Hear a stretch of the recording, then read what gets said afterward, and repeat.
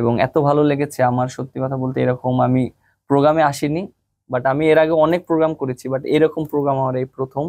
একটা জিনিস দেখেন যে তখন তো তারা অত বুঝতো না যে ক্রিকেট খেলাটা কি জিনিস। ইভেন্ট আমি যখন খেলার চান্স পাই দেন তারপর তারা বোঝা শুরু করছে যে না, ক্রিকেট খেলাটা এরকম। এবং অনেক মাদ্রাসার ছেলেরা আমার ফ্রেন্ড ছিল তখন থেকেই। আচ্ছা, তো তখন থেকে একটা মনে করেন যে ওদের প্রতি একটা ভালোবাসা ছিল। লাইক আপনার এখন নাই? এখন অবশ্য আছে, এখন তো আরো বেশি। মাশাআল্লাহ।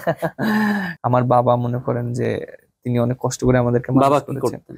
তো এখানে একটা ইন্টারেস্টিং একটা মোমেন্ট আছে আমার। ইন্টারেস্টিং মোমেন্ট হলো, মানে আমি যখনই কনফিউজ থাকি, আমি একটা ডিসিশনে যখন কনফিউজ থাকি যে আমি এটা নিতে পারতেছি না, মানে আমি চিন্তা করতে পারতেছি না, তখনই আমি এটা আল্লাহর উপরে ছেড়ে দিই। এবং যেমন আমার কাছে খুব ভালো লাগে আপনি বাকারার শেষ 2 আয়াত, এই 2 আয়াত আমার মানে এত ভালো লাগে, আমি যখনই পড়ি আমার খুবই খুবই ভালো লাগে, এবং আমি চেষ্টা করি এই 2টা আয়াত প্রতিদিন তেলাওয়াত করার জন্য। আসসালামু আলাইকুম ওয়া রাহমাতুল্লাহি ওয়া বারাকাতুহু। এই মুহূর্তে পৃথিবীর যে যেখান থেকে দেখছেন সবাইকে জানাচ্ছি আন্তরিক শুভেচ্ছা এবং অভিনন্দন। প্রিয় দর্শক, আপনারা দেখছেন মিম টিভির বিশেষ আয়োজন জীবনের গল্প অনুষ্ঠান। ইতিপূর্বে আমরা বাংলাদেশের বিখ্যাত আন্তর্জাতিক হাফেজ কারীদের জীবনের গল্প শুনেছি। তারা কিভাবে লেখাপড়া করেছে, কিভাবে তাদের কিশোর শৈশব পার করেছে, বর্তমান তাদের কি অবস্থা। আজকে আমরা এমন একজন ব্যক্তির জীবনের গল্প শুনব, যিনি কিনা শুধু বাংলাদেশ নয়, সারা পৃথিবীতে যিনি পরিচিত মুখ। বাংলাদেশের একজন উজ্জ্বল নক্ষত্র, বাংলাদেশের সবচাইতে দামি সম্পদগুলির মধ্যে একটি সম্পদ, যাকে আমরা আপনাদের সামনে আজকে উপস্থিত করছি, যার জীবনের গল্প শুনব। ক্রিকেট জগতের উজ্জ্বল নক্ষত্র, হাজারো লক্ষ তরুণের আইডল, আমার পাশে বসা আছেন বাংলাদেশের কৃতি সন্তান জনাব মেহেদী হাসান মিরাজ ভাই। আসসালামু আলাইকুম ওয়া রাহমাতুল্লাহ। ওয়ালাইকুম আসসালাম। কেমন আছেন আপনি? আলহামদুলিল্লাহ ভাই, আপনি ভালো আছেন? আলহামদুলিল্লাহ। আপনাকে আমাদের এই জীবনের গল্প অনুষ্ঠানে পেয়ে অনেক আনন্দ বোধ করছি। না, থ্যাংক ইউ ভাইয়া, অনেক ধন্যবাদ। এবং আমার কাছেও খুবই ভালো লাগছে আপনাদের এই অনুষ্ঠানে আসতে পেরে। শুক্রিয়া। আর সবচেয়ে ভালো লাগছে আপনি আহ, একজন জেনারেল লাইনের লেখাপড়া করা ব্যক্তি, তারপর আপনি খেলাধুলা করেন, বাংলাদেশকে বিশ্বের দরবারে পরিচিত করছেন বারংবার। আপনি যে এবং এই যে যেই পোশাক পরেছেন, এটাতে আরো বেশি আমি আকৃষ্ট হয়ে গেছি, ভক্ত হয়ে গেছি আপনার প্রতি। না, থ্যাংক ইউ। আর এন্ড অফ দ্য ডে দেখেন, এক একটা মানুষের প্রফেশন এক এক রকম। জি, আর প্রফেশন তো অবশ্যই থাকবে, but and of the day আপনার ইসলামিক যে কালচার আছে, ইসলামিক যে জিনিসগুলো আছে, সেইগুলো থাকাটা খুবই ইম্পর্টেন্ট মানুষের লাইফে। এন্ড অফ দ্য ডে আপনি ইসলামিক কালচার যদি না থাকে আপনার ভিতরে, তাহলে আপনি, আমার কাছে মনে হয় যে কোনো মানুষই সঠিক প্রাপ্ত হবে না। আর আপনি যেটা বললেন পোশাক, আসলে পোশাক মানুষের, পোশাকের চেয়ে মানুষের মনটা অনেক ইম্পর্টেন্ট। ইম্পর্টেন্ট। যে পোশাক যেই পরুক না কেন, হয়তো আমি এই ড্রেস পরে আসি বা খেলার মাঠে যে ড্রেস পরি বা প্যান্ট শার্ট পরি, যেটাই পরি না কেন, বাট আমার কাছে যে জিনিসটা মনে হয়, মানুষের মনটা খুব মনটা খুব খুবই ইম্পর্টেন্ট। ইম্পর্টেন্ট। প্রিয় দর্শক, চমৎকার কথা বলেছেন। পোশাকটা বিষয় না, মনটা জরুরি বিষয়। তো আমরা জীবনের গল্প অনুষ্ঠানে ঢুকে যেতে চাই। আহ শুরুতেই আপনার কাছ থেকে জানতে চাই, আপনি তো বরিশালের কৃতি সন্তান এবং আপনি চমৎকার খেলাধুলা করেন। আপনার এই যে একদম আপনার ছোট থেকে বড় হওয়া, শৈশব কৈশোর, যদি ধারণা দিতেন, আমাদেরকে গল্প বলতেন, যাতে করে লক্ষ তরুণ আপনাকে অনুসরণ করে। যে অনেকেই মনে করে যে সবকিছু হয়তো বা এমনি এমনি হয়ে যায়, এত কষ্ট করা লাগে না।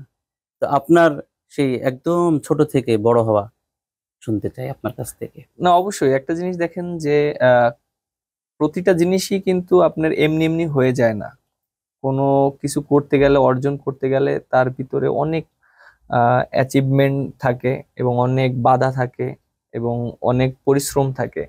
একটা মানুষ যখন বড় হয় তখন তার পিছনে অনেক স্ট্রাগল থাকে। তো এই জিনিসগুলা পেরিয়ে এসেই কিন্তু বড় জায়গায় যায়। আপনি যেটা বললেন যে হ্যাঁ, আমার লাইফে অনেক হিস্টোরি আছে। লাইক আপনি দেখেন যে আমি ছোটবেলায় বরিশালে বড় হয়েছি, বাট তারপরে আমার বাবা আমাকে খুলনায় নিয়ে চলে আসে, এবং আমার বয়স যখন অলমোস্ট 5-6 বছর, তখনই খুলনায় নিয়ে আসেন। আচ্ছা। তখন আমি খুলনায় বড় হই এবং আমার বাবা ওখানে থাকেন। তা আস্তে আস্তে খুলনা থেকেই মানুষ হওয়া শুরু করি। বাট আমার পড়াশোনা আপনার বড় হওয়া মেন খুলনা থেকে খুলনা শুরু। থেকেই শুরু, বাট আমার অরিজিনাল আমি যেখানে জন্মগ্রহণ করি সেটা বরিশালে। আচ্ছা। সো খুলনায় যখন আসি তখন তখন আমি এলাকাতে খেলাধুলা করতাম। এমনি ক্রিকেট প্লেয়ার যে হবে এর কোনো আমার কোনো ইচ্ছাই ছিল না, ইচ্ছা ছিল না। আর আমি যে হতে পারবো এটাও কোনো গ্যারান্টি কখনো ছিল না, কল্পনাই করিনি। কখনো ভাবিও নি। সো এই এলাকার বড় ভাইদের সাথে খেলাধুলা করতে যেতাম এবং পড়াশোনা করতাম, স্কুলে পড়াশোনা করতাম। তা ওই বড় ভাইদের সাথে খেলতে খেলতে যেতে যেতেই ভালো লাগা থেকেই মাঠে যেতাম। যাওয়ার পরে তখন প্রথম 2007 সালে আমি চান্স পেলাম জেলা পর্যায়ে, খুলনা আন্ডার 14 চান্স পেলাম। আচ্ছা, চান্স পাওয়ার পরে ওটা মনে হয় জেলা ভিত্তিক। জেলা ভিত্তিক, রাইট, জেলা ভিত্তিক। দেন তারপরে আমি সিলেকশন হওয়ার পরে আমি ওখানে খেললাম, খেলার পরে আমি ভালোই খেলেছি। আচ্ছা, দেন তারপরে আমি সিলেকশন হলাম আন্ডার 14 ডিভিশন পর্যায়ে, আচ্ছা, বিভাগ পর্যায়ে। বিভাগ পর্যায়ে। তা বিভাগ পর্যায়ে ওখানে আমি ভালো খেলার পরে ওইবার আমি বাদ পড়ে যাই। তারপরে আমি আবার নতুন করে আবার শুরু করি। তারপরে বছর আমি আন্ডার 14 আবার আন্ডার 15 ন্যাশনাল টিমের চান্স পাই জাতীয় পর্যায়ে। আচ্ছা, মাশাআল্লাহ। জাতীয় পর্যায়ে এগুলো কোনো প্ল্যানিং করে না, মানে একটার পর একটা হয়ে যাচ্ছে, হয়ে যাচ্ছে, খেলতে খেলতে হয়ে হয়ে যাচ্ছে, যাচ্ছে। প্র্যাকটিস করছি, কিন্তু প্র্যাকটিস করা লেগেছে অনেক। করা লাগছে, রাইট। তখন যখন আবার আন্ডার 15 চান্স পেলাম তখন আমি আবার বাদ পড়ে যাই। আচ্ছা, মানে আমার শুরুটাই হয়েছে বাদ পড়া দিয়ে। বাদ পড়া দিয়ে। তো যখন আবার বাদ পড়ে যায় তখন এরকম আবার কয়বার বাদ পড়েছেন মনে আছে? হ্যাঁ, আমি এরকম 2বার বাদ পড়েছি। আচ্ছা, তারপরে আর আল্লাহর তারপর? রহমতে আর স্ট্রাগল করা লাগেনি। আচ্ছা, মাশাআল্লাহ। দেন তারপরে পরের বছর আবার যখন বাদ পড়ে যেতেন কেমন লাগতো? অবশ্যই খারাপ লাগতো, এত কষ্ট করে করতাম। অনেকে But কিন্তু বাদ পড়ে গেলে আর হাল ছেড়ে দেয়। না, আমি ওটা কখনোই ছাড়িনি। একটা জিনিস কি যে আমি একটা জিনিস চিন্তা করতাম যে কষ্ট করলে অবশ্যই তার ফল পাওয়া যায়। এবং আরেকটা জিনিস আমার খুবই ভালো লাগে, সত্যি কথা বলতে, আমি তো টুকটাক পড়াশোনা করি, চেষ্টা করি ইসলামিক কিছু বই পড়ার জন্য। মাশাআল্লাহ। যে তারপরে আপনার কোরআন শরীফের যে অর্থ আছে সেইটা পড়ার চেষ্টা করি। মাশাআল্লাহ। তারপরে আপনার বিভিন্ন হাদিসের বই পড়ার চেষ্টা করি, যে ওখান থেকে আমি অনেক কিছু শিখেছিলাম।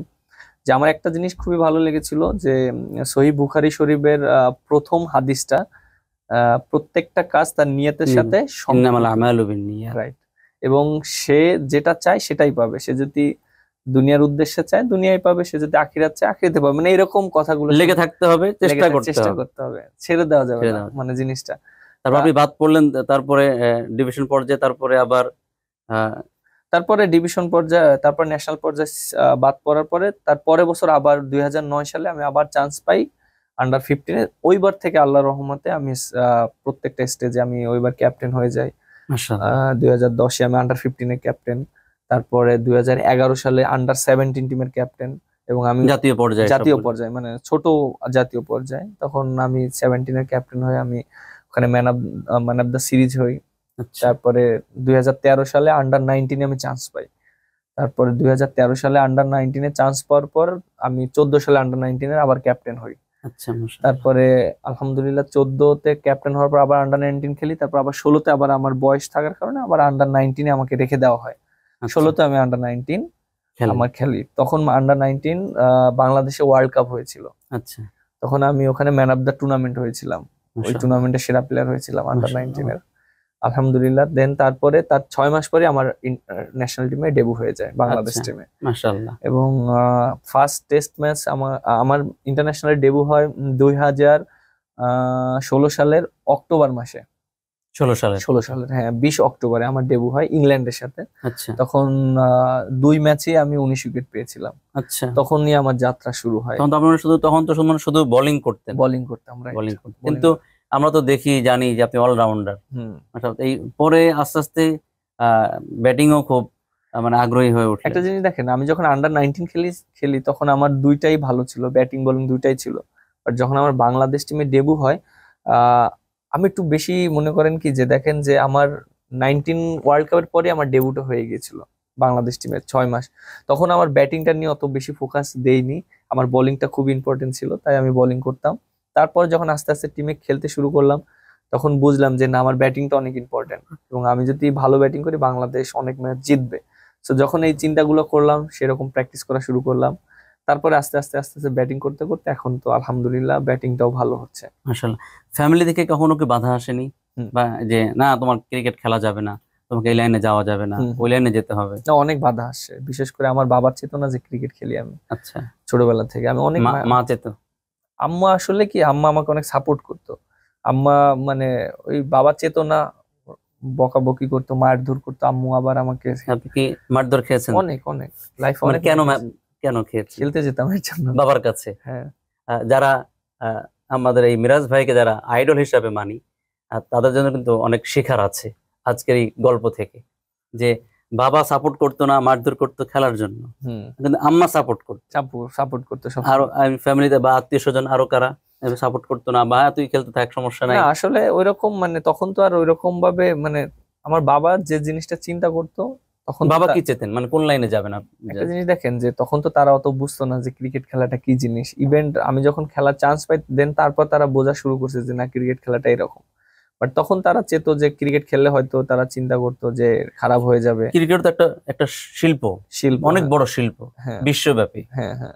তারা চেতো যে আমার ছেলে পড়াশোনা করুক, মানুষের মতো মানুষ হোক এবং ডাক্তার চাকরি বা করুক, ইঞ্জিনিয়ার হবে। ভালো, হ্যাঁ, পড়াশোনা করে ভালো জায়গায় যাক, এটা চিন্তা করতো। বাট এখন তো মনে করেন অনেক মানুষ সচেতন, তারা জানে এবং ক্রিকেট খেলে খেলে যে ফিউচার আছে এটা তখনকার কেউ জানতো না, এতটা বুঝতো না। বুঝতো না। এখন যে আপনি একটা পর্যায়ে সারা বিশ্বব্যাপী আপনি পরিচিত, এখন বাবা কি বলে, কিছু বলে? এখন তো অবশ্যই তার অনেক ভালো লাগে।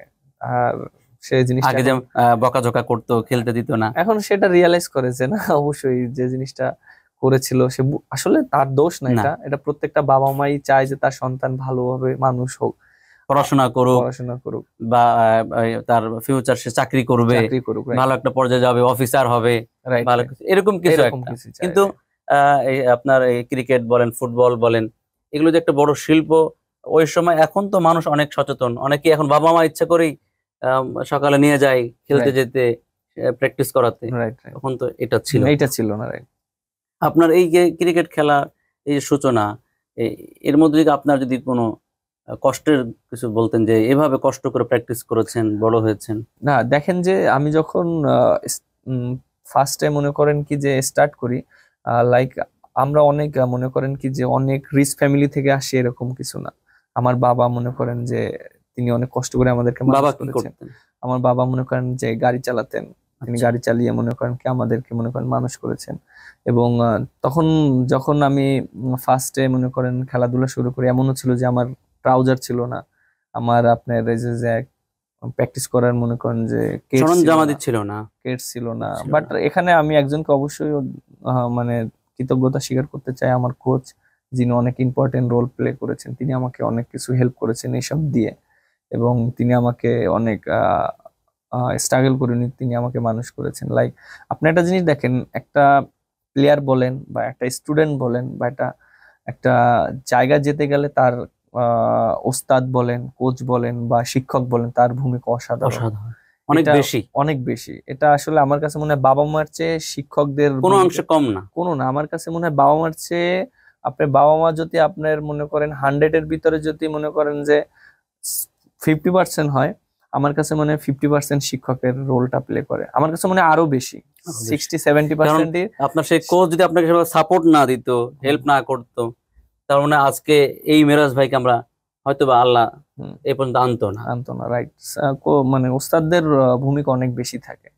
সো তার হেল্পটা ছিল এবং সত্যি কথা বলতে অনেক যেটা বলছিলেন যে বাবা অনেক কষ্ট করে আপনাদেরকে মানুষ করেছে। স্ট্রাগল করেই বড় হয়েছি ছোটবেলা থেকে, এর জন্য হয়তো জিনিসগুলো ভালো লাগার বিষয়গুলো অনেকগুলো বুঝি। এবং এমনও একটা আমার এখন এমন একটা স্মৃতি মনে আছে, আমি যখন মানে জাস্ট খেলি, আমি চান্স পাইনি, আমার খেলার প্রতি অনেক নেশা। অসম্ভব ডেডিকেট ছিলাম এবং নেশা ছিল, মানে ভালোবাসতাম, মানে সত্যি কথা বলতে। তা খেলতে গেলাম, যখন আমাদের খেলা শুরু হলো বৃষ্টি পড়লো, তো উইকেটটা ভিজে গেল, কনক্রিটের উইকেট। এখন এটা কোথায় ছিল, দেশে না বিদেশে? খুলনাতে আচ্ছা, আচ্ছা, ছিল, জেলা পর্যায়ে। জেলা পর্যায়ে, মানে আমরা জাস্ট প্র্যাকটিস করি আচ্ছা, মানে ইসের।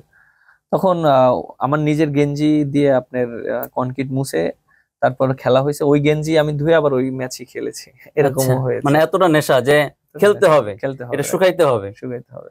বাট এমন না যে আমি যে প্লেয়ার হতে হবে এরকম কোনো ওই সময়টা ছিল না। ছিল না, ওটা ছিল না। কিন্তু আপনাকে আপনার কোচ যে ওস্তাদ তাকে সেই মনে হয় তার সাপোর্টেই, হ্যাঁ, তার এই উদ্দীপনা, তার পরামর্শে মনে হয় এই Right. পর্যন্ত। ইভেন্ট আমি প্র্যাকটিসও করতাম না, তিনি আমাকে মানে মারধরও করতেন এরকম, যাই কেন প্র্যাকটিস করছিস না, তাড়াতাড়ি আয়। একদিন তো মনে আছে যে আমি প্র্যাকটিস করতে যাইনি, আমি বসে আছি, আমাকে সাইকেল নিয়ে তা আমার গার উপরে মেরেছে, কেন প্র্যাকটিসে যাইনি। তখন কেমন লেগেছিল যে আমাকে ওস্তাদ শাসন অবশ্যই করছে? খারাপ লাগতো, বাট এখন তো জিনিসটা বুঝিছে না, তারা অনেক ভালোর সেই জন্য কোচ আমাদের কি, সেই ওস্তাদ কি বেঁচে আছে? হ্যাঁ হ্যাঁ বেঁচে সেই আছে। ওস্তাদের উদ্দেশ্যে যদি কিছু বলার থাকে? না অবশ্যই তিনি আমার জন্য অনেক কিছু করেছেন, এবং হয়তো বা সেভাবে কখনো বলা হয়নি। বলা হয়নি না, আমি সব জায়গায় বলেছি তার আচ্ছা। কথা, সব ইন্টারভিউতে আমি তার কথা বলেছি। এবং তার নাম জানতে পারি? হ্যাঁ অবশ্যই, তার নাম হচ্ছে আল মাহমুদ। আল মাহমুদ সাহেব বেঁচে হ্যাঁ, আছেন, বেঁচে আছেন দোয়া তিনি। করি আল্লাহ তাআলা দীর্ঘনেক হায়াত দান করুন। আলহামদুলিল্লাহ। হ্যাঁ, যাক, মাশাআল্লাহ। আপনার এই যে আপনি খেলাধুলায় যেমন দু একটি কষ্টের কথা বললেন, আহ, এই ধরনের যদি আপনার আহ, আনন্দের কোনো সবচেয়ে আনন্দের কথা যদি।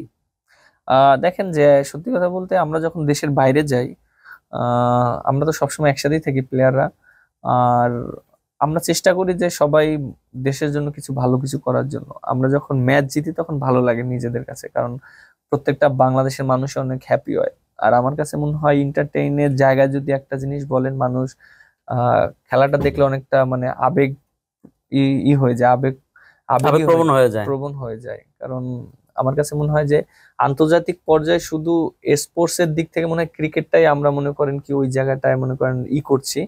এবং সবাই যখন আমরা বাইরের দেশের সাথে খেলি, সবাই আমাদেরকে সাপোর্ট করে, চায় যে না বাংলাদেশ জিতুক জিতুক। জিতুক জিতুক। এটা প্রত্যেকটা সেক্টরে আমার কাছে মনে হয়। আর আমি তো সচরাচর প্রত্যেকটা সেক্টরের মানুষের সাথেই মেশার চেষ্টা করি, দেখি যে না তারা ক্রিকেটকে অনেক ভালোবাসে এবং ক্রিকেটটাকে চায় যে না বাংলাদেশ একটা জায়গায় যাক ক্রিকেট দিয়ে। আনন্দ লাগাটা যদি, মানে সবচেয়ে আনন্দ লাগে যখন সাপোর্ট করে দেশের মানুষ। হ্যাঁ, যখন ভালো লাগে, আমরা যখন স্টেডিয়ামে খেলি, যখন দর্শক আসে খেলা দেখতে, যখন বলে যে না বাংলাদেশ বাংলাদেশ, বা আমি যদি ব্যাটিং করি আমাদের মিরাজ মিরাজ। হ্যাঁ হ্যাঁ হ্যাঁ, যখন বলে তখন অনেক ভালো লাগে নিজের কাছে। আর অবশ্য দেশের হয়ে ভালো কিছু করা, এটা তো অবশ্যই একটা প্রাউডের ব্যাপার। অনেকে বলে যে যারা খেলোয়াড় এরা নামাজ পড়ে না, কিন্তু আমরা অনেক সময় হঠাৎ হঠাৎ দেখি যে না, নামাজ পড়ছে, ছবি দিচ্ছে। এই যে মানে ধর্ম চর্চাটা, যে অনেকে বলে বাইরে গেলে তারা এই করে, বিভিন্ন কথা অনেক সময় শোনা যায়। এইখানে যে আপনি কি বলবেন যে না, আমরা যেখানে যাই ধর্ম চর্চা, যেমন আজকে আপনাকে ভালো লাগছে যে না, আপনি শুরুতেই বলেছেন যে মনটাই বড়, হুম, পোশাকটা বিষয় না। হুম। তো এটা কিন্তু সবাই এইভাবে দেখে না, সবাই মনে করে না পোশাকটা বড়। এখানে আপনি কি বলবেন যে আপনি ধর্ম চর্চা?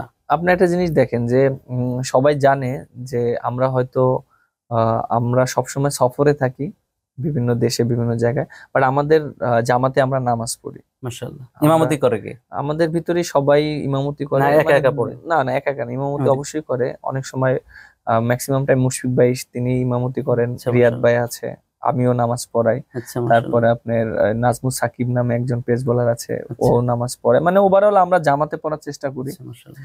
এবং যেখানেই যাই না কেন। আর আমরা বেশি যেহেতু সফরে থাকি, আমাদের কসর নামাজটা নামাজটা বেশি। বেশি পড়া হয়।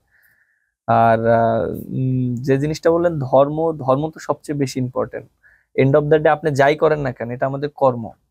আপনি যাই করেন, ডাক্তার হন, ইঞ্জিনিয়ার হন, ক্রিকেট প্লেয়ার হন, তারপরে আপনি আমরা যাই হোক, যেই হন, যদি কেউ মাদ্রাসাও পড়ে, হুজুরও যদি হয়, হুজুরও হয়, তারও তাকেও তো কিন্তু চর্চাটা করতে হবে। এন্ড অফ দ্য ডে কিন্তু দিন শেষে সবাই আল্লাহর কাছে ফিরে যেতে ফিরে হবে, যেতে হয়। এবং আল্লাহর কাছে যার যার আপনার জিজ্ঞাসাবাদ বা যার যার কোশ্চেন কিন্তু সে নিজেই দিতে হবে। সো এইটা খুবই ইম্পর্টেন্ট। আর আমার কাছে মনে হয় যে প্রত্যেকটা মানুষের ইসলামের জ্ঞান থাকাটা খুব ইম্পর্টেন্ট। এবং যে জিনিসটা আমি ভালো করে জানি যে ইসলাম হলো শান্তি। ইসলাম হলো শান্তি, যে জিনিসটা প্রত্যেকটা মানুষের দরকার। আর যদি ইসলামটাকে যদি সবাই ফলো করে, আমার কাছে মনে হয় না কোনো কোনো মানে বিপদ বা কোনো খারাপ কোনো কিছু হবে। আল্লাহ রক্ষা করবেন। আল্লাহ রক্ষা করবেন। সো ইসলামটাকে সবাই ফলো করা উচিত, এবং আল্লাহ যেভাবে বিধান দিয়েছেন সেভাবে সব মানুষের চলা উচিত। যে যেই পেশায় থাকুক, সেই পেশাতে থেকেই ধর্ম চর্চা করা উচিত, ইসলামকে মানা। অবশ্যই, কারণ এন্ড অফ দ্য ডে আপনার একটা জিনিস দেখেন যে আহ আমাদের যত মনে করেন যে মানে অশান্তি। অশান্তি বলেন, যাই বলেন, এটা সম্পূর্ণটা আমাদের নিজেদের দোষের, নিজেদের কর্মের জন্য। আপনি আল্লাহ সুবহানাহু ওয়া তাআলা আপনার স্পষ্ট সবকিছু বলে দিয়েছেন। আমরা যদি আল্লাহর কথা না শুনি তাহলে তো আমরা বিপদে পড়বই, এবং এটা তো ট্রু, এবং এটা আমি অনেকবার দেখেছি। এবং এটা কিন্তু সব ক্ষেত্রেই যে একটা গাইডলাইন থাকে, গাইডলাইন যে গাইডলাইনকে অমান্য করে সেই কিন্তু বিপদগামী হয়, সে 100% ভুল পথে যায়, সে টার্গেটকে ফিল আপ করতে পারে না। এটা একদম 100%, এটা আমি আপনার সাথে একমত। কারণ আপনি দেখেন, বাইরের দেশে আমি গিয়েছি, অনেক দেশে গিয়েছি। আহ, বাইরের দেশের যে ডিসিপ্লিন, আমার কাছে মনে হয় কি যে অনেক সময় আমরা দেখি যে আমাদের কোরআনে যেসব কথা বলেছেন অনেকে এই জিনিসটা ফলো করেন বা ফলো করেন, বাট তারা কিন্তু মুসলিম না, মুসলিম, বাট তাদের কিন্তু এই জিনিসটা ফলো করছেন, এর জন্য কিন্তু তারা তাদের নিয়মগুলো, তাদের মানে মানার যে প্রবণতা এটা খুব বেশি। তারা কিন্তু মুসলিম না, না, কিন্তু মুসলিম তারা রুলসটা সঠিকটা পালন পালন করছে বলে করছে। তাদের কোনো ঝামেলা হচ্ছে না। আপনি লাইক দেখেন, আমি যেমন আপনি বাইরের দেশে যেমন আপনি যান, যদি নিউজিল্যান্ড যান, অস্ট্রেলিয়া যান বা ইউরোপ কান্ট্রি গুলো যান, তারা কখনো মিথ্যা কথা বলে না, যেটা সত্য সেটাই বলবে। কিন্তু এটা কিন্তু মুসলিমদের হওয়ার দরকার ছিল। রাইট, আপনি দেখেন যে এতে আপনি ভালো লাগুক বা খারাপ লাগুক, তারা ডাইরেক্ট মুখের উপরে ডাইরেক্ট কথা বলে দেয়, এবং এতে আপনি যদি খারাপও লাগে কিছু করার নাই। বাট তারা কিন্তু মুসলিম না, তারা কিন্তু এই জিনিসটা ফলো করছে, বাট তারা কিন্তু ভালো আছে। সো এই জিনিসটা বুঝতেছেন কি যে মুসলিম হলেই যে আপনি মানে থাকবেন যে না, রুলসটা যারা ফলো, জরুরি, রুলসটা যারাই ফলো করবে তারাই শান্তিতে থাকবে। সে যদি মুসলিম হয় মুসলিম শান্তিতে থাকবে, সে যদি অন্য ধর্ম হয় সেও শান্তিতে থাকবে। So এখানে আমাদের আসলে রুলসটা মানা জরুরি 100%, কারণ আপনার রুলসটা ইম্পর্টেন্ট। আপনার রয়েছে যে আপনি কতটুকু মানছেন। হয়তো এটা ফয়সালা আল্লাহ করবেন, সে মুসলিম হলেন কি হলেন না, বাট পৃথিবীতে তো তারা ভালো আছেন অবশ্যই। কিন্তু আমাদের এই মুসলিমদের যেটা গুণ থাকার দরকার সেই গুণটা তারা নিয়ে নিয়েছে। তারা সবকিছু অনেক কিছু ভালো ফলো করে। আর আমার কাছে মনে হয় তারা যদি মানে ইসলামের পক্ষে থাকে বা হয়ে যায়, তারা আমার কাছে, আমি মাঝে মাঝে মনে হয় যে তারা তাড়াতাড়ি জান্নাতে যাবে, কারণ তাদের অনেক ভালো গুণ আছে, আমি দেখেছি। না, অনেক অনেক সময় যারা অমুসলিম থেকে যারা মুসলিম হয়, তারা কিন্তু যারা আগে মুসলিম ছিল তাদের থেকে তারা কিন্তু বেশি বেশি, হ্যাঁ, মানে অ্যাক্টিভ ভাবে ইসলামকে ফলো করে। আপনাকে জানতে চাই, আপনার বাচ্চা কাচ্চা কয়জন? আমার একটা বেবি আছে। তাকে কি খেলোয়াড় বানাবেন? ইচ্ছা নেই খেলোয়াড়, কারণ ইচ্ছা নেই কেন, মানে আমি নিজে যেহেতু ক্রিকেট প্লেয়ার হয়েছে, অনেক স্ট্রাগল করে বড় হয়েছে, আমি এটা সম্পর্কে জানি ভালো, বাট এটা আমার ইচ্ছা। আপনি কি চান না আপনার ছেলে স্ট্রাগল করুক? স্ট্রাগল করুক, আমি চাই না যে এই লাইনে স্ট্রাগল করুক, আমি চাই যে পড়াশোনা করুক, এবং দিনের পথে থাকুক, এটা আমার চাওয়া। দিনের পথে আপনি কি মানে হাফেজ আলেম বানাতে চান? আমার ইচ্ছা আছে আমার ছেলেকে, ইনশাআল্লাহ, সবাই দোয়া করবেন। আমিন। প্রিয় দর্শক, আমাদের আজকের মেহমান মেহেদী হাসান মিরাজ সাহেব, আমার বাচ্চা আছে একজন, আরো আসবে ইনশাআল্লাহ, দোয়া করি ইনশাআল্লাহ। তো ওনার নিয়ত ওনার মতো হবে না, খেলোয়াড় হবে না, দিনের পথে থাকবে, হাফেজ আলেম হবে, সাথে সাথে হাফেজ আলেমের সাথে সাথে জেনারেল শিক্ষাও, যাতে করে সে দিনের পথে থাকতে পারে। রাইট। আপনাকে যারা অনুসরণ করে, এ তো সারা বাংলাদেশে অনেক তরুণরাই করে, তো তরুণদের এখন বর্তমানে তরুণরা অনেকেই বিপদগামী, সেই উদ্দেশ্যে আপনি কি বলবেন? না, অবশ্যই আমরা যারা তরুণ, যারা আপনাকে ফলো করি, একটা জিনিস দেখেন, আমার কাছে মনে হয় যে তরুণদের কাছে দাওয়াত পৌঁছে দেওয়াটা খুব ইম্পর্টেন্ট। এবং এই আমাদের যে তরুণরা আছে, কারণ তরুণ বয়সেই কিন্তু খারাপ দিকে যাওয়ার প্রবণতাটা বেশি থাকে, সুযোগটা বেশি থাকে। তা আমার কাছে মনে হয় যে যারা ইয়াং জেনারেশনের যারা আছে, যারা সঠিক জ্ঞানে আছে বা সঠিক পথে আছে, তাদের এটা রেসপন্সিবিলিটি। আর আমি মনে করি যে আমরা যারা আছি আমাদেরও অনেক রেসপন্সিবিলিটি। তাদের আপনাদেরকে তরুণরা বেশি ফলো করে। আপনারা যদি একটি কথা বলেন, তারা এটাকে যেভাবে গুরুত্ব দেয় বা মানে, এই জন্য আপনাকে অনুরোধ করব তরুণদের উদ্দেশ্যে যদি আপনি। না, অবশ্যই তরুণদের উদ্দেশ্যে একটা কথাই বলতে চাই যে তারা যেন সঠিক পথে চলে, এবং যার যার জায়গা থেকে ভালো কাজটা করে, এবং সৎ কাজের আদেশ দেওয়া এবং অসৎ কাজকে নিষেধ করা, এই জিনিসগুলো যদি করতে পারে, তাহলেই আমার কাছে মনে হয় আমাদের দেশের, আমাদের মানুষের সব পরিবর্তন আসবে ইনশাআল্লাহ। আমিন। আল্লাহ কারণ এই জিনিসটা খুবই মানে আপনি চাইলেই আপনি পারবেন না অসৎ কাজে আদেশ এবং বাধা দেওয়া, এবং সৎ কাজের আদেশ দেওয়া, অসৎ কাজের নিষেধ করা। এটা মন থেকে না আসলে আসলে সম্ভব না। পরিবেশ খুব ইম্পর্টেন্ট বিষয়। তরুণরা এখন দেখা যায়, ইদানিং দেখা যায় নিউজে যে তারা বিভিন্ন কারণে আপনি যেমন বললেন যে খেলার কারণে বাবা অনেক শাসন করত, তারপরেও কিন্তু ওই সময়টা আপনারা বা আমরা কিন্তু ভাবে মা বাবার সাথে খারাপ আচরণে বা বেয়াদবিতে লিপ্ত হতাম না। কিন্তু এখন কিন্তু এটা অনেক দেখা যাচ্ছে যে তরুণরা সামান্য থেকে সামান্য কিছু হলে মা বাবার প্রতি না, এইটা এটা একটা কারণ আমার কাছে যে জিনিসটা মনে হয়। আহ, এটা একটা কারণ কি, যে এখন সোশ্যাল মিডিয়াতে এত পরিমাণে জিনিসগুলো, ইন্টারনেটের মাধ্যমে অনেক কিছু আমরা দেখি, শিখি। এর জন্য এই জিনিসগুলো, একটা সময় কিন্তু ইন্টারনেট ছিল না, মানুষ ওই জিনিসটা জানতো না। আর আমার কাছে মনে হয় যে সোশ্যাল মিডিয়াতে ভালো জিনিস আছে, খারাপ জিনিস আছে। আছে। বাট আমার কাছে ভালো জিনিসের চেয়ে খারাপ জিনিসের ইম্প্যাক্টটা বেশি পড়ে তরুণ সমাজে, তরুণ আমার কাছে যে জিনিসটা মনে হয়। এবং আমার কাছে মনে হয় আরো একটা জিনিস, যে এর আগে আমরা যখন ছোটবেলায় ছিলাম বা আপনারা যখন ছিলেন, একটা মানুষ যখন মাঠে যায় বা ক্রিকেট খেলুক বা ফুটবল খেলুক বা খেলাধুলার ভিতরে যদি কোনো বিষয় থাকে, তাহলে কিন্তু তার শারীরিক মানসিক সবই ভালো থাকে। ভালো থাকে। এবং সে কিন্তু আপনি দেখেন যে ওই মাদক দ্রব্য থেকে দূরে থাকছে, তারপরে বিভিন্ন আপনার এই যে নেশা থেকে নেশা থেকে দূরে থাকছে। আপনার মনে করেন যে এই যে মোবাইলে যেসব আপনার গেমস, এখন তো ভিডিও গেমস, মনে হয় যেন মোবাইলটা সবচেয়ে বেশি মাদক। হ্যাঁ, মোবাইলের যে আপনার যে জিনিসগুলো আছে, ওইগুলাও মনে করেন যে ওয়েস্ট অফ টাইম ওইটা ইউজ করছে। ওইটা যদি আপনি মাঠে মনে করেন 2-3 ঘন্টা কেউ থাকে, খেলাধুলার ভিতরে থাকে, তাহলে তার শারীরিক চর্চাটা হয়। দেন রাতে যখন যাবে তখন সে পড়াশোনা করবে। তো এই জিনিসগুলো আগে বেশি ছিল, বাট বেশি এখন ছিল। এই মোবাইল আসার কারণে, সোশ্যাল মিডিয়া আসার কারণে, তারপরে বিভিন্ন ধরনের এই জিনিসগুলো আসার কারণে আরো বেশি তরুণ সমাজে খারাপ জিনিসগুলো দেখা যাচ্ছে, এবং তারা আগে যেভাবে শুধু মা বাবা না মুরব্বীদেরকেও যেভাবে রেসপেক্ট করতে। করতো এখন কিন্তু একদমই নেই। আপনি যদি তরুণদের উদ্দেশ্যে এখানে কিছু পরামর্শ দেন যে না আমাদের আহ এইভাবে এইভাবে চললে আমরা তরুণরা সামনে বাংলাদেশকে আমরা আরো এগিয়ে নিতে পারবো। না, অবশ্যই আমার কাছে মনে হয় তরুণদের রোলটা খুবই ইম্পর্টেন্ট। আর আহ, উম, একটা জিনিস কি, যে তরুণরা সবসময় কিন্তু তারা কিন্তু চাইলে অনেক ভালো কিছু করতে পারে। বাংলাদেশ কিন্তু স্বাধীনের ক্ষেত্রেও কিন্তু তরুণদের হ্যাঁ, সেই 71 সালের তরুণদের রোলটা অনেক ইম্পর্টেন্ট। এবং important। আপনি যেটা বললেন যে মুরব্বিদেরকে তাদেরকে মনে করেন যে রেসপেক্ট করা, এটা আমার কাছে মনে হয় যে এটা পড়াশোনা থেকে অনেক ইম্পর্টেন্ট। আপনি পারিবারিক শিক্ষাটাও খুব ইম্পর্টেন্ট। এবং আমার কাছে মনে হয় আরেকটা জিনিস, যে ফ্যামিলি, তার গাইডলাইন্সটা খুব ইম্পর্টেন্ট ছোটবেলা থেকে। তার বাবা মাকে আরো বেশি সচেতন হতে হবে। একটা বাচ্চা যখন বড় হবে তখন তার বাবা মার রোলটা খুব ইম্পর্টেন্ট। এবং সে কিভাবে কথা বলছে, কার সাথে কিভাবে কথা বলবে, সেই পরিবেশ, পারিবারিক শিক্ষা, পারিবারিক শিক্ষাটা এটা খুব ইম্পর্টেন্ট। কন্ট্রোলিং। কন্ট্রোলিং, এই জিনিসগুলো বাচ্চাদেরকে দেওয়াটা খুব ইম্পর্টেন্ট। আর যখন বাচ্চাটা বড় হবে তখন কোন পরিবেশের সাথে মিশছে এবং কার ফ্রেন্ড সার্কেল কারা, এই জিনিসটাও খুব ইম্পর্টেন্ট।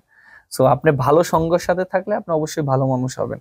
আর সঙ্গ যদি আপনার খারাপ থাকে, সে খারাপ হবে। সৎসঙ্গে স্বর্গবাস। হ্যাঁ, তা আমার অসৎসঙ্গে কাছে মনে হয় তরুণদের উদ্দেশ্যে এটাই আমি বলতে চাই, যে তারা যেন ভালো সঙ্গে থাকে, যারা ভালো কাজ করে। যেমন মনে করেন ভালো কাজ তো অনেক ধরনের হতে পারে। আমার কাছে মনে হয় অনেক ধরনের না, আপনি মানুষদেরকে হেল্প করা, বড়দেরকে রেসপেক্ট করা, বাবা মাকে ভালোবাসা, তারপরে আপনি মানুষদেরকে মনে করেন যে কিছু দিয়ে হেল্প করা। মানে ভালো কাজের তো শেষ নাই, খারাপ শেষ নাই, কাজেরও শেষ নাই, ভালো কাজেরও শেষ নাই। শেষ নাই। কিন্তু So, আমরা ওই বিভিন্ন কারণে ভালোর দিকে আগাই কম, খারাপের দিকে আগাই বেশি। এটা আপনি একটা জিনিস যেটা বললেন, যে আমরা আমাদের ন্যাচারাল, মানে আমাদের মানুষের যে মনে করেন যে আল্লাহ সুবহানাহু ওয়া তাআলা সৃষ্টি আমাদেরকে এইভাবে করেছেন যে খারাপই থাকবে, এর ভিতর কে ভালো করে। ভালো করে, এটাই তো একটা পরীক্ষা। এটা একটা পরীক্ষা। লাইক আমি একটা কথা বলি সব সময়, যে আমাদের মানুষেরদের লাইফে সাইকোলজিক্যাল ব্যাপারে নেগেটিভ থট বেশি, বেশি নেগেটিভ চিন্তা বেশি, খারাপ চিন্তাটা বেশি। খারাপ চিন্তা বেশি। আমরা মানে একটা কিছু দেখি বা শুনি, আমরা কিন্তু ভালোটা চিন্তা করার আগে আগে খারাপটাই মাথায় ঢোকে। রাইট, খারাপ চিন্তা বেশি। এবং এই খারাপ চিন্তাটাকে পজিটিভ বানানোটা এটা ইম্পর্টেন্স কিরকম। আপনি যখন মনে করেন কি একটা জিনিস দেখেন, যে আপনি যদি নিজে বারবার বারবার বলতে থাকেন, চর্চা করতে থাকেন, আপনি চর্চা ছাড়া কখনোই মনে করেন আপনি ভালো থাকতে পারবেন না। আপনি আপনি একটা জিনিস দেখেন, আপনি যদি 5 ওয়াক্ত ডেইলি নামাজ পড়েন, তাহলে আপনার একটা হ্যাবিট হয়ে যাচ্ছে। আপনি মনে করেন যে আপনি টানা মনে করেন নামাজ পড়তেছেন, আপনি 2 দিন নামাজ ছেড়ে দেন, আপনি নিজের ভিতরে খারাপ লাগা খারাপ শুরু লাগবে। হবে। এটা কেন? এটার হ্যাবিট, নিয়মের বাইরে চলে যাচ্ছে। নিয়মের বাইরে চলে যাচ্ছেন। সো ভালো হ্যাবিট করতে হলে আপনার একটা বারবার বারবার রিপিটেশন করতে হয়, এর জন্য আপনার হ্যাবিটটা তৈরি হয়। আর আপনি এটা যখন সব ক্ষেত্রেই, আপনি প্রত্যেকটা ক্ষেত্রে, খেলার ক্ষেত্রেও কিন্তু খেলার ক্ষেত্রে আমাদের অনেক সময় আমরা চিন্তা করি যে না আমরা এটা করবো, এরকম এরকম নেগেটিভ জিনিসগুলো আসে খেলার ভিতরে। বাট যে যত পজিটিভ কথা বলবে, যে যে যতকে নিজেকে ইনকারেজ করবে, সে তত ভালো খেলার থাকবে। আপনার অফলাইনে আমরা ভিডিওর আগে আপনার কাছে শুনছিলাম, আপনি বলছিলেন যে আপনার ছেলের নাম মুদ্দাসির রেখেছেন, কোরআন একটা সূরার নাম। এটা মানে মাথায় আসলো মানে কোত্থেকে যে আমার ছেলের নামটা এভাবে রাখা উচিত, রাখলে? না, আমার ইচ্ছা ছিল যে আমার যদি ছেলে হয় আমি নাম কি রাখবো। তো এখানে একটা ইন্টারেস্টিং একটা মোমেন্ট আছে। আমার ইন্টারেস্টিং মোমেন্ট হলো মানে আমি যখনই কনফিউজ থাকি, আমি একটা ডিসিশনে যখন কনফিউজ থাকি যে আমি এটা নিতে পারতেছি না, মানে আমি চিন্তা করতে পারতেছি না, তখনই আমি এটা আল্লাহর উপরে ছেড়ে দিই এবং আল্লাহর উপর ভরসা করি যে আল্লাহ তুমি আমার জন্য এটা যেটা ভালো হয় তুমি সেটাই করে দাও। মানে আমি যখনই কনফিউজ থাকি যে কোনো বিষয়, যে কোনো বিষয়, এবং আমি আল্লাহর কাছে বলতে থাকি প্রথম মানে আমি একটা কাজ করব, ঠিক আছে আমি করে ফেললাম, ভুল হলো খারাপ হলো করেই ফেললাম, যখনই কোনো কাজ নিয়ে মানে ইনডিসিশনে ভুগি তখনই আমি আল্লাহর ভরসা করি যে আল্লাহ তুমি আমাকে সাহায্য করো, আমি জানি না কি হচ্ছে, যদি আমার জন্য এটা ভালো হয় করো, আর যদি ভালো না আমাকে হেফাজত করো। তা যখন আমার ছেলের নাম রাখবো আমি একটু ইনডিসিশনে ভুগতেছিলাম যে কি করব, কি নাম রাখবো। ফার্স্টে আমার ইচ্ছা ছিল যে ওর নাম হুজাইফা রাখবো, যে তারপরে আবার মানে আরো বিভিন্ন মানে সাহাবীদের নাম রাখবো, মানে এরকম বিভিন্ন রকম, মানে হওয়ার পরে না হওয়ার আগে থেকে এরকম চিন্তা ভাবনা হচ্ছিল যে কি রাখবো নাম। যখন হয়েও গেল তখনও ইনডিসিশনে ভুগতেছি কি করব। তখন আমি আল্লাহকে বললাম, আল্লাহ আপনি যেটা ভালো হয় আপনি সেটাই করেন, আমি বুঝতেছি না কি করব, আমার মানে আমি বুঝতেছি না কোনটা রাখবো, আমার জন্য যেটা ভালো হয়। ভাবি বাচ্চার মা না ওদের করে নাই এটা রাখতে হবে, না ওদের কোনো বাধা ছিল না। আমার ওয়াইফের একটা নাম সিলেক্ট ছিল, ও একটা নাম রেখেছে, আমার ইচ্ছা ছিল আমার একটা নাম রাখবো। দেন তখন হঠাৎ করে সকালবেলা ঘুম থেকে উঠলাম, উঠে আমার হঠাৎ করে ঘুম থেকে উঠে মনে হলো যে যে কোরআনের তো একটা সূরা আছে মুদ্দাসির, আল্লাহ সুবহানাহু ওয়া তাআলা আল্লাহ রাসূলকে 6টা নামে ডাক দিয়েছেন। মানে একটা মানুষকে যদি ভালোবাসে তাকে কিন্তু বিভিন্ন মোহাব্বত করে বিভিন্ন নামে ডাকে। লাইক আপনি যদি আমাকে ভালোবাসেন বিভিন্ন নামে ডাকতে পারেন না, যদি আপনার যেটা পছন্দ হয়, এই খেলোয়াড় ভাই বা এই মিরাজ ভাই এদিকে আসেন, হাসান ভাই মানে মোহাব্বত করে মেহেদী ভাই, বা আমার নামই না মনে করেন আপনি একটা মজা করে একটা নাম দিলেন, যে অনেক আছে বন্ধু বান্ধব, হ্যাঁ একটা নাম আছে না মজা করে নাম দেয়, যে তার একটা নিক নেম থাকে, এরকম আছে না। আল্লাহ সুবহানাহু ওয়া তাআলা হযরত মুহাম্মদ সাল্লাল্লাহু আলাইহি সাল্লামকে 6 নামে ডাক দিয়েছেন, এরকম তহা, তারপর ইয়াসিন, মুজাম্মিল, হ্যাঁ এরকম বিভিন্ন নাম। তখন আমার ওই নামটা মনে চলে এসেছে যে না আমি মানে ওই নামটা রাখবো ইয়া আইয়ুহাল মুদ্দাসসির, মানে এটার অর্থ হলো যে হে চাদর আবৃত্তিকারী উঠুন এবং সতর্ক করুন। মানে কথাগুলো অনেক ভালো লেগেছিল। আল্লাহ আপনার এই বাচ্চাকে দিনের জন্য কবুল করুন। আলহামদুলিল্লাহ। তারপর আমি মানে তারপরে তার নাম মুদ্দাসির হাসান ওয়াফিক রাখা হয়েছে। আচ্ছা মাশাআল্লাহ। ওয়াফিক আমার মানে ওয়াইফ রেখেছে, আর আমি রেখেছি মুদ্দাসির হাসান, মানে দুইটা সমন্বয় হয়েছে। রাইট, মাশাআল্লাহ। তো যাক, চমৎকার নামের একটা ইন্টারেস্টিং একটি গল্প শুনলাম যে কিভাবে উনি বাচ্চার নাম রেখেছেন। মাশাআল্লাহ। আপনারা দেখছেন মিম টিভির বিশেষ আয়োজন জীবনের গল্প অনুষ্ঠান। আমরা এই আজকে গল্প করতে করতে অনেকটা সময় পেরিয়ে গেছি এবং এত মজার মানুষ আমাদের মেহমান মিরাজ ভাই। আগে আমি কিন্তু আসলে ক্রিকেট খেলা এতটা দেখি না বা বুঝিও না, কিন্তু আজকে আপনাকে দেখে বা আপনার সাথে কথা বলে মনে হচ্ছে যে ক্রিকেট খেলা না কারোটা না দেখলেও আপনারটা আমার দেখতে হবে। না অবশ্যই, মানে আপনার ভক্ত হয়ে গেছি। না থ্যাংক ইউ জাযাকাল্লাহ খাইরান। শুকরিয়া। তো একদম শেষ পর্যায়ে আপনার কাছ থেকে অনেক গল্প শুনলাম, সাথে সাথে অনেক মেসেজও পেলাম, যেটা আমাদের জন্য এবং তরুণ সমাজের জন্য অনেক উপকারী। আপনার কাছে এখন আমার যেটি জানার বিষয়, আপনি অনেক সময় বিভিন্ন মাদ্রাসায় যান, বাচ্চাদের সাথে মেশেন, আলেমদের সাথে আপনি ওঠা বসা করেন, আলেমদের সাথে মেশেন, আপনার এই ভালো লাগা বা এই চেতনাটা কিভাবে? এবং আপনি বললেন যে আপনার ছেলেকে হাফেজ বানাবেন, দিনের পথে তাকে রাখবেন। একটা জিনিস কি যে আমার কাছে খুবই ভালো লাগে, এবং আমি যখন অনেক ছোট ছিলাম আমি নামাজ পড়তাম, এবং আমার এখনো মনে আছে আমার বয়স যখন, এখানে একটু আপনাকে একটু থামাই, যে আপনি অফলাইনে বলছিলেন ভিডিওর আগে যে আমার অনেক ইচ্ছা ছিল হাফেজ হওয়ার, বাট হতে পারিনি। এটা যদি বলতেন গল্পটা।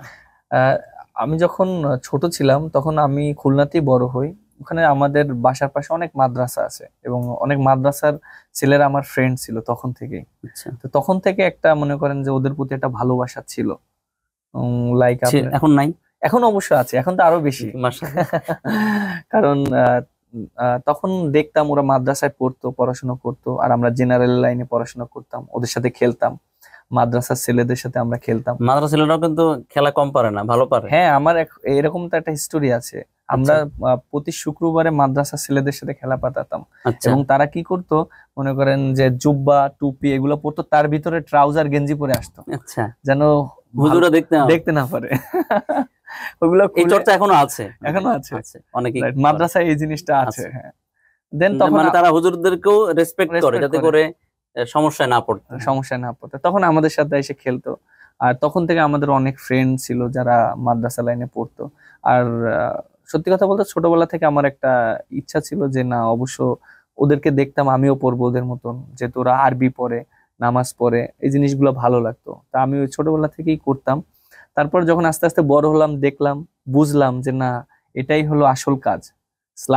ইসলাম দিন শিখার জন্য এটাই আসল কাজ। সো তারপরে আরো বেশি ভালো লাগা।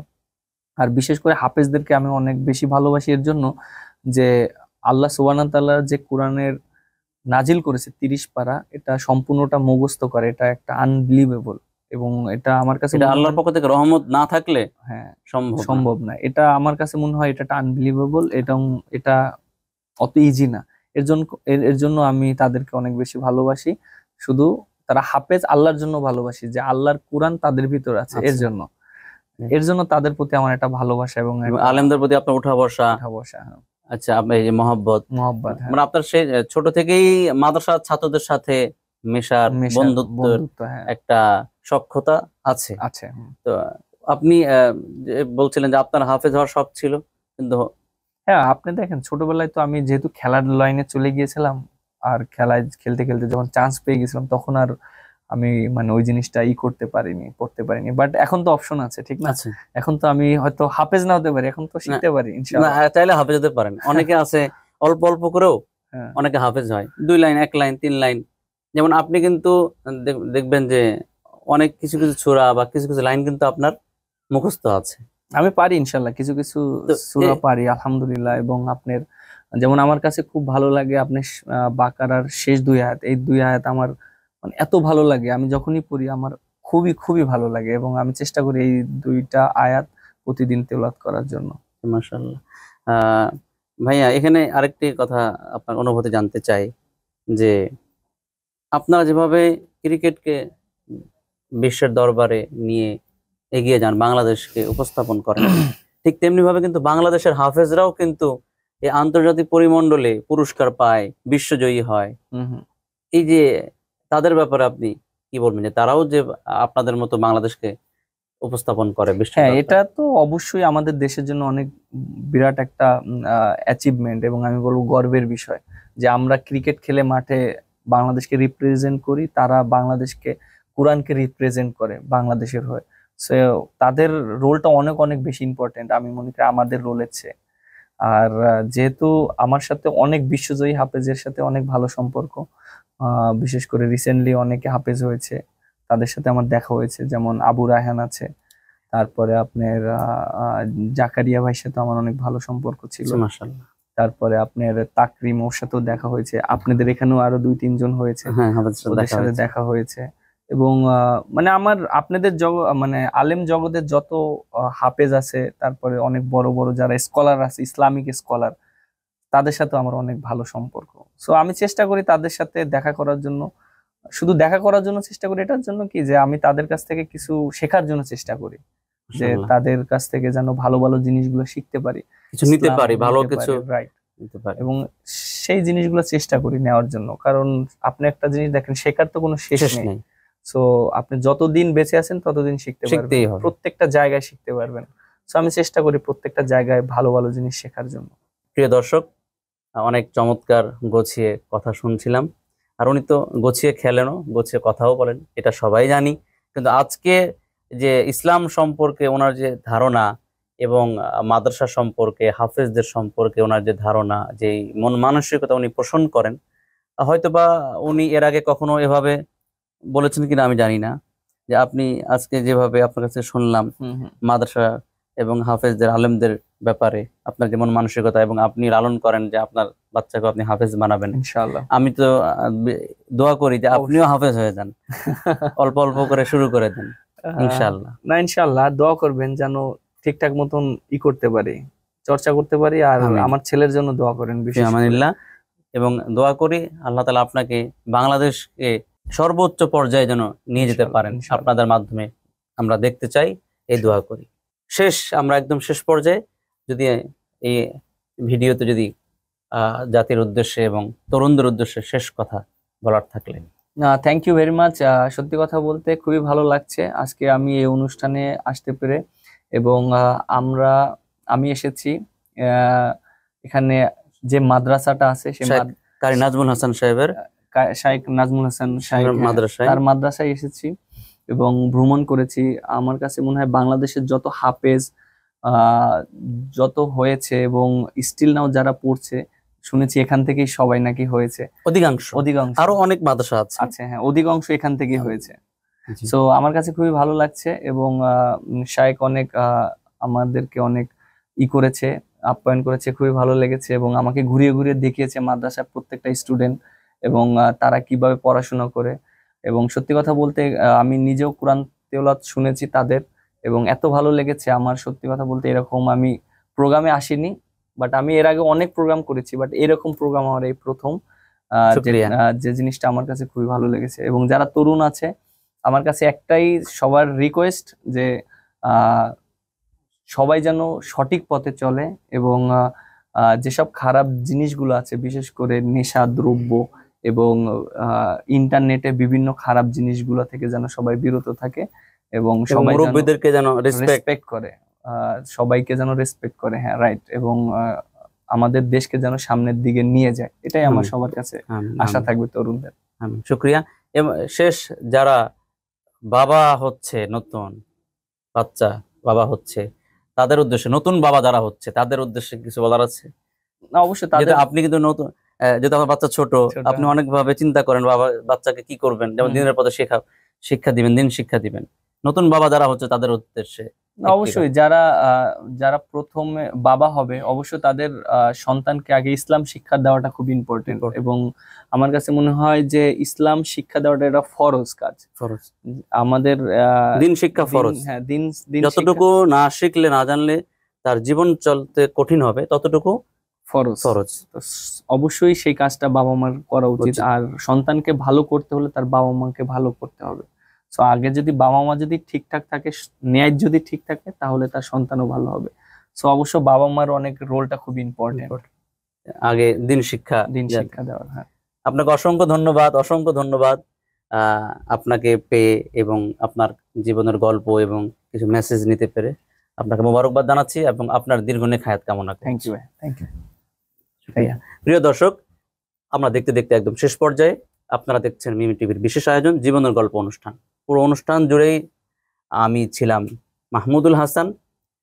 আজকের এই অনুষ্ঠান যেটা একটি ব্যতিক্রম, আমি ইতিপূর্বে বিভিন্ন আন্তর্জাতিক হাফেজ কারীদেরকে নিয়ে করেছি। আজকে একজন উজ্জ্বল নক্ষত্র, আমাদের বাংলাদেশের মেহেদী হাসান মিরাজ সাহেব, ক্রিকেটের একজন উজ্জ্বল নক্ষত্র, তরুণদের আইডল, তাকে নিয়ে যে আজকে এই অনুষ্ঠানটি করলাম। এই সম্পর্কে যদি আপনাদের কোনো সুচিন্তিত মতামত থাকে অবশ্যই দিবেন, এবং সামনে আমরা কিভাবে এই ধরনের অনুষ্ঠান করতে পারি সেই পরামর্শ দিবেন। সবাই ভালো থাকুন, সুস্থ থাকুন। আবারও দেখা হবে ইনশাল্লাহ কোনো একজন অতিথিকে নিয়ে। আল্লাহ হাফেজ। আসসালামু আলাইকুম ওয়া রাহমাতুল্লাহি ওয়া বারাকাতুহু।